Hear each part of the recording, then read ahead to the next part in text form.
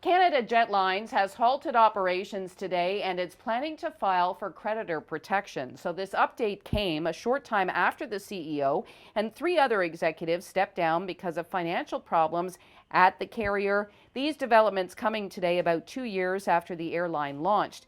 Now, it's a very small airline with about 200 employees. It's got 4 planes and it travels to 5 different destinations.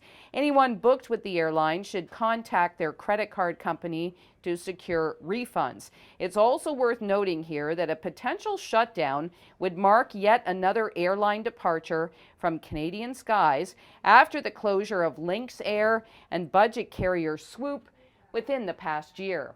A winning day on markets again today. Bay Street getting very close to an all-time high, and really the story is all about interest rates and the likelihood that we're going to see cuts in Canada and the U.S. next month. So data out of the U.S. today increasing the odds for the first cut in the U.S. in years on September the 18th, while in Canada we're expecting another cut on September the 4th.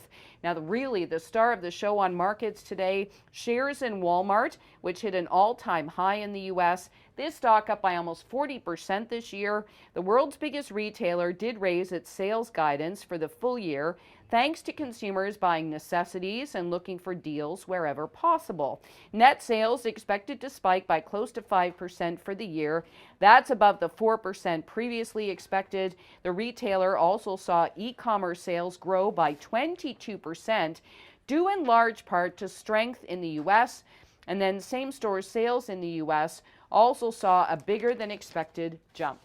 And then home sales in Canada did tick higher in July compared to July of last year, but the Canadian Real Estate Association says the sales did edge back from where they were in June of this year. The association says home sales in July up by 4.8% compared to the same month last year. On a seasonally adjusted basis, down in July by 0.7% from June. Prices nationally a little lower compared to July of 2023.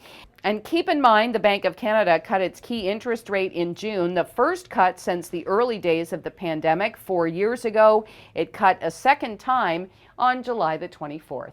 In the Business Center, I'm Kris McCusker.